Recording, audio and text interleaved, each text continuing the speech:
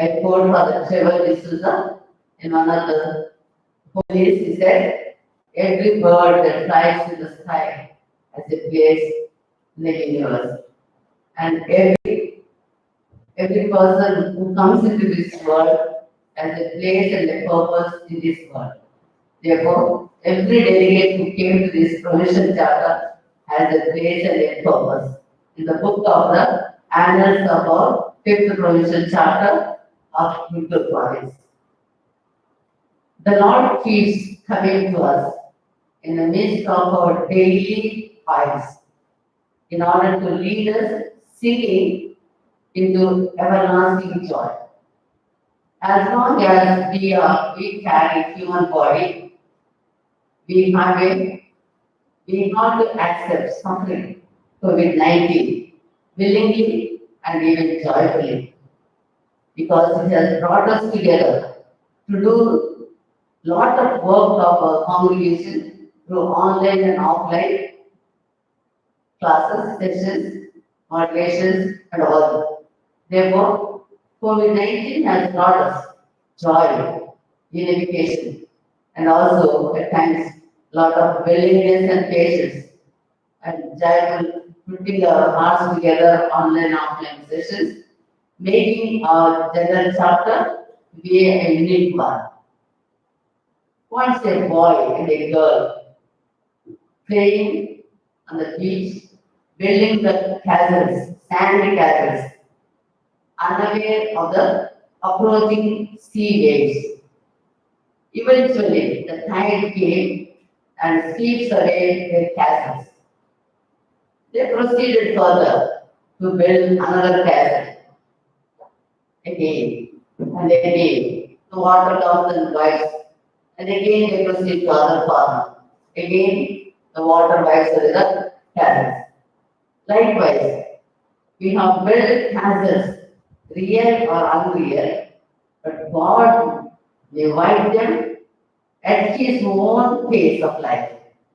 If the castles are in line with His plan, He keeps it building.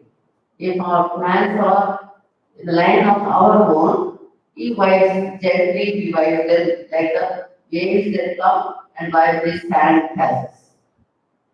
We are called to hold on to God's hands during this provincial chapter and wait patiently for His holy day. Patience is a virtue, passion of His great hearts like Mother Gnanavani, who waited for God's intervention in her life. This juncture, let's collectively think, collectively pray, collectively discern, and deliberate what God wants of us as if the provincial chapter of Hindu province delegates. This is what is in front of us. At this juncture, without wasting much time, I call upon the president of the chapter, Mother Antonama, who thinks widely, reflects, and acts on the plans systematically. We appreciate, Mother, all your efforts, all your achievements, and all your dynamic plans for the provinces and for the congregation.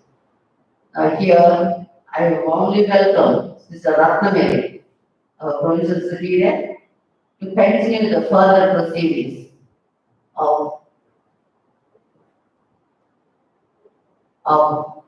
making these proceedings in the chapter as a provincial in collaboration with the presidency of Reverend Mother Antonama. We appreciate all the successes, all that went on under her able guidance. Deeply taken up by your dynamic planning, Reverend Mother, and your hard work and your sincere efforts have brought things together in the form of different new ventures that have been come up and we have seen in the general chapter.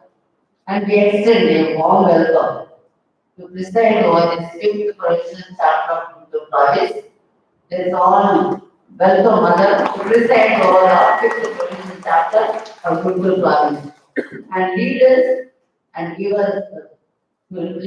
the direction of God. And first and foremost, right now, as I am here, asked to welcome Mother. I welcome Mother to give a presidential address, addressing all the delegates of fifth provincial chapter of Gurukul Province. Welcome.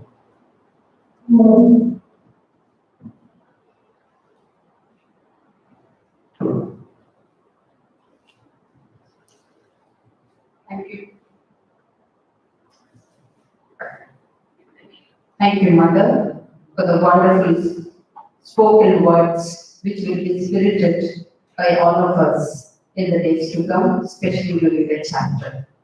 Over to Sister Gnanavani, Provincial Superior, for roll call. Reverend Mother Uncle Mama, President of the chapter, is present. Sister Dr. Mary R. and present. Mother Fatima Mary B. Sister Fatima Ignatius P. Sister Abdul Mary K. Sister Malay Sujat. Sister Vakula Mary. Sister Sanjay Ignatius. Sister Anita Jones. Sister Anne Jones. Sister James Robert. Sister Mary Angelina. Sister Ludarnam. Sister Cecily Thomas. Sister Mary Shati. Sister Maria Rani White. Sister Nima Mary K. Sister Lily Grace. Sister Amma Mary Josephine. Sister Lima Rose. Sister Maria Alfonso. Sister Shiny Joseph. Sister Sakai Selvaira. Sister Rina P.I. Sister Ignatius Mary B. Sister Vimal Mary G. Sister Vijay Kumari B. Sister Mary Padmaja. Sister Usha Rani. Sister Mary Roshni. Sister Paul Jayanti. Sister Joseph Chaudhary. Sister Mary Rachita. Sister Annette Kumari. Sister Bala Mary. Yes, sister. Sister Margaret Priyanka. Sister Jansi Teresa. Sister Teresa Rosalina. Sister Shalom Jyoti. Sister Hirosha Mary. Yes. Thank you. Thanks. Beloved, fifth provincial chapter, Capitulus. Arise, go on your journey, trusting in the promise. With this theme, the 26th Ordinary General Chapter of the congregation was convened and over. Once again, with this call of love, I would like to welcome you all to our fifth provincial chapters. Welcome, sisters. A chapter is a unique moment in the life of religious congregation and the provinces. Perhaps there are three important moments of a chapter. They are, first one being looking back and making an assessment. That's nothing else but evaluation. We have done long-term evaluation for the past 1.5 years almost. And second one, there is an election. Who will carry on leading the province? That's nothing else but the elective phase to choose our leaders for future the province. Third, being a strategy for the future is outlined. That is planning phase. What to do, how to plan, how to vision the future of the congregation is the third phase or third important factor of the provincial chapter. It is for this purpose we are all here. Chapter is the openness and working of the Holy Spirit. True, there are human interventions, yet everywhere Holy Spirit, God the Father supersedes. He is the one who should guide, steer, and inspire the chapter. That is why we especially prayed for coming of the Holy Spirit, and we had wonderful liturgy of the inaugural session. Let us all give them a big hand to Sister Anita and Sister Maria Kosa, who led us into the mood of prayer before we began the chapter. It was an enriching moment. And for several months now, all of us over the world, both in India and abroad, have been saying the prayer for the success of our general chapter as well as provincial chapters, which invoke the Holy Trinity God in a very special way. To the Father to send us out into the world as prophets, to the Son to allow His word to be source of our life, and the Holy Spirit to inspire us to live and experience our charism of charity in a radical way. This was our ardent prayer all through the year. In the words of Pope Francis, our favorite inspiring the church and stirring the church with so many aspects, he says, with great gratitude for the past, look back how many wonders and miracles God has done in the life of the province, life journey of the province. Thank God. With a great openness to the present, we should be able to see the reality of the province in the context of the present situation and the existing scenario, and with a hopeful look to the future, which presents itself as new. We have to have all the hopes and faith in God, so that God will do wonders for the province. With this wonderful message, God should lead our chapter right from this moment till we close our chapter. Indeed, as a congregation, we must be grateful to God for everything our sisters have done over the past 124 years. You and me are here with few years, maybe for 39. There are also sisters who are about 50 years of service. But there were sisters who had been working for what the congregation is today. And there were sisters who were working for what the province is today for the past so many years. We need to cherish our history, never on setbacks. There are setbacks in every history of the congregation and the province, but the history, our heroic examples are created in the past. We need to take it as a beacon of light for further future of the province. It is striking how the church is calling us today to take our vocation as consecrated women very seriously. That's what Father said. Many men and women religious have no faith in God as they live their religious life.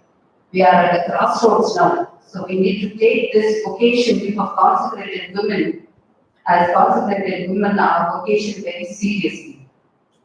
Perhaps in the past we looked too much and too exclusively at what we did. We go on and appreciate whatever we have done, and too little was said about who we are. We are afraid to tell to the world. We are afraid to tell the realities of the religious life, who we are. And as a person, we are also afraid to acknowledge who we are, especially our limitations. In a recent meeting with several religious, Pope Francis spoke about 3 P's, because they are running provincial chapters. I thought P is most important letter in the province. I wanted to bring this context of 3 P's of Pope Francis. He says 3 P's of religious life, not only province, every individual 3 P's are: first one, prayer. Once prayer is there in your life and in my life, the rest of the world will fall in line with us. Second P, poverty. We are experiencing the poverty of the world today. Many families dying with no food. Many families are starving for food because there is no salary. Many people in the world are jobless today because of this COVID-19. Yet at the benevolence of congregation and God, we are safe and secure, enjoying the richness of His wealth in our day-to-day life. And third P is patience. First one is prayer, second one is poverty, third one is patience. I would like to dwell briefly on these three P's. The first P is prayer. Prayer, says Pope Francis, is always returning to our first call.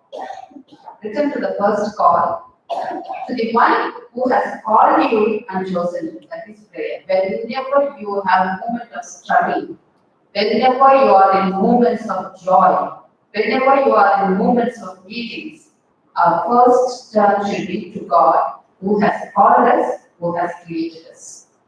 And second P, he says poverty, as I said.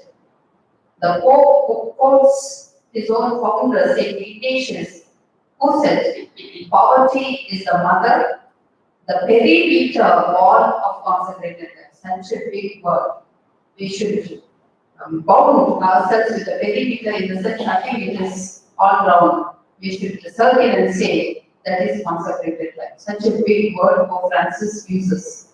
The first danger that we go against this poverty is danger is attachment to money and wealth.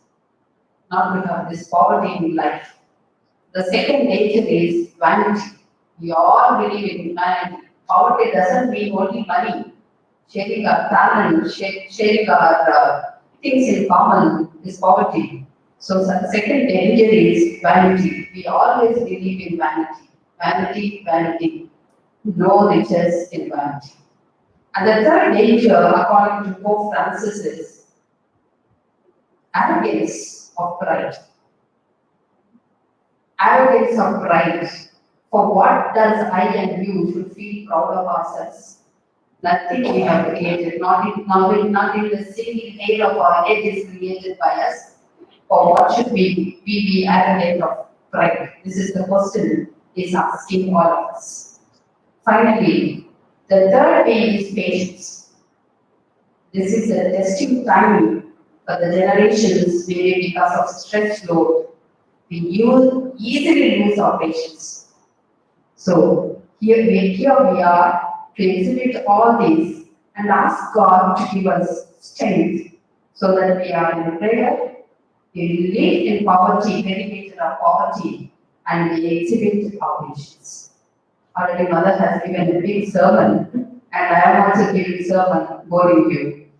I hope I am not boring you. So with these few points, that is all stand for declaration of the chapter open.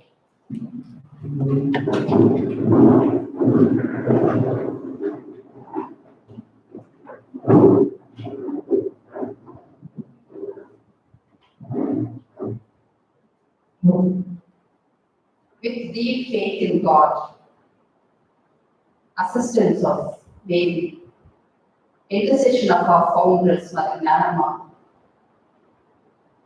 prayerful blessings of Saint and our patrons, I, Sister Antonama, President of 5th Ordinary Provincial Chapter of the CSSA Guntur Province, open the chapter. In the name of the Father, and of the Son, and of the Holy Spirit. Amen. We opened it on 11th July at 6:25 p.m. 7:25 p.m. Thank you, sisters. God bless us all. Thank you.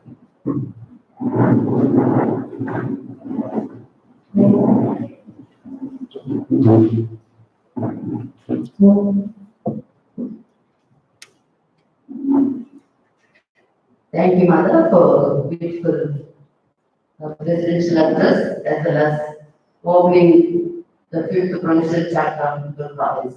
Thank you very much. So here we come on this next point of agenda is both naming the president and the capturers.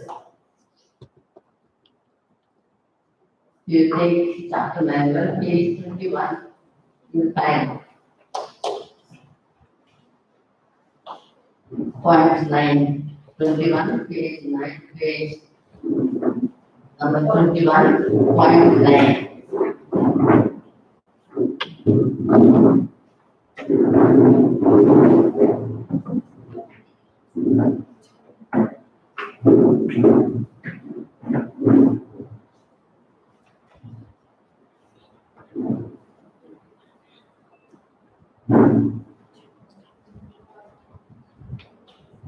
God, our loving Father, Jesus, my Lord and Master, and Holy Spirit, Lord, the source of power and wisdom.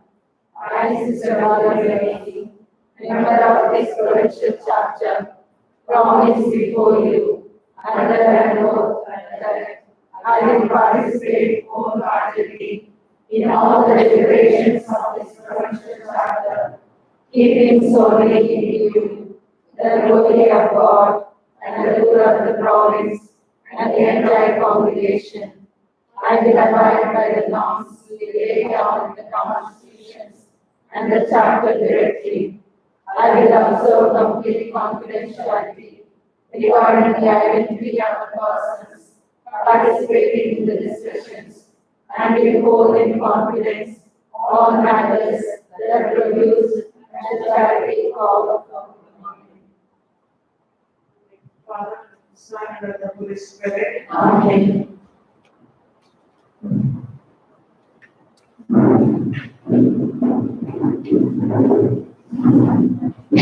Sisters, you have a handbook of manual of procedures for the conduct of the fifth provincial chapters.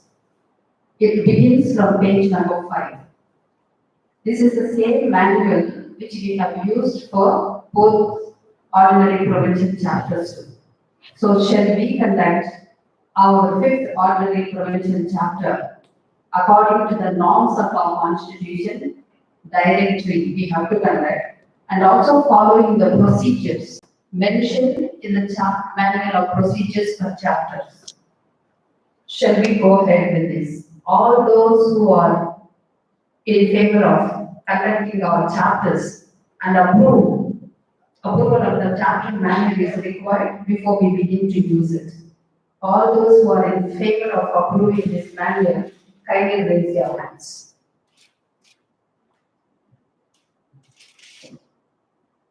Thank you, sisters.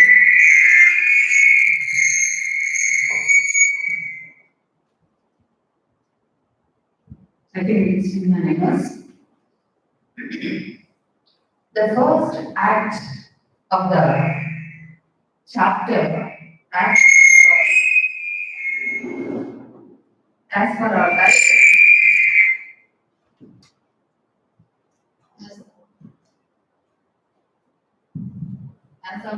as per our directory numbers,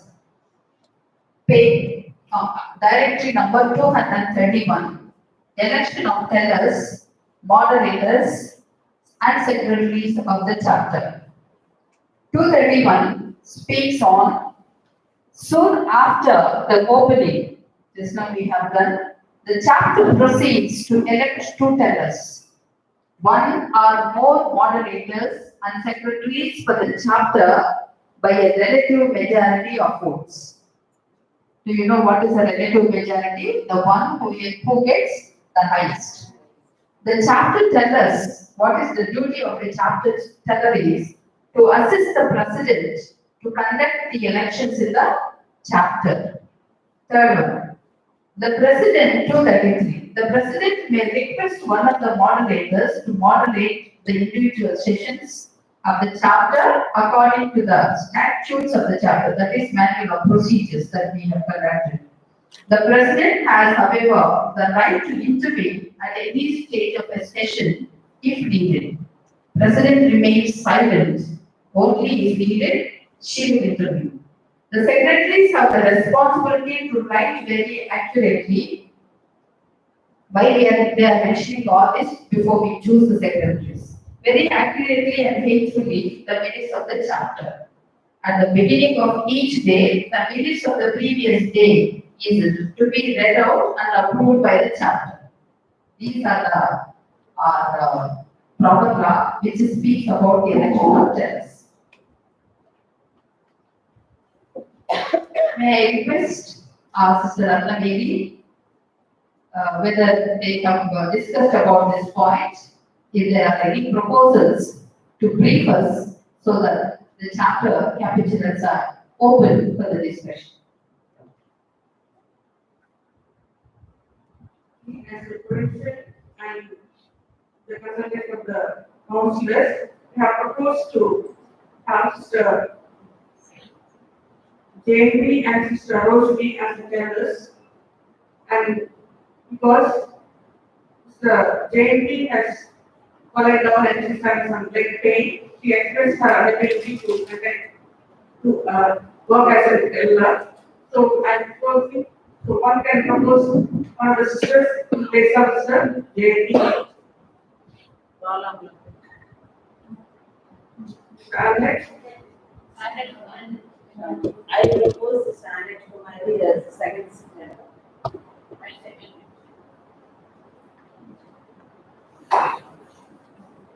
So the House agrees upon having two tellers, namely Sister Roshni, Mary Roshni, and Sister Gnanavani. Kindly, all those who are in favor of accepting this proposal of ratification done by the provincial superior with the consent of our council, kindly raise. If anybody has any serious objection, you can abstain.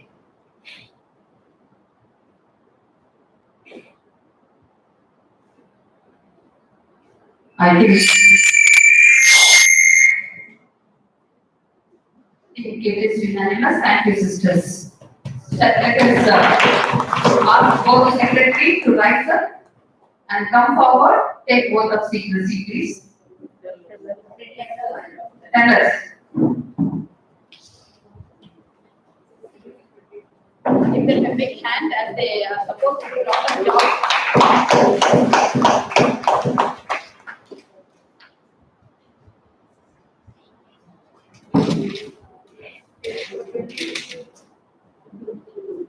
Pray for them.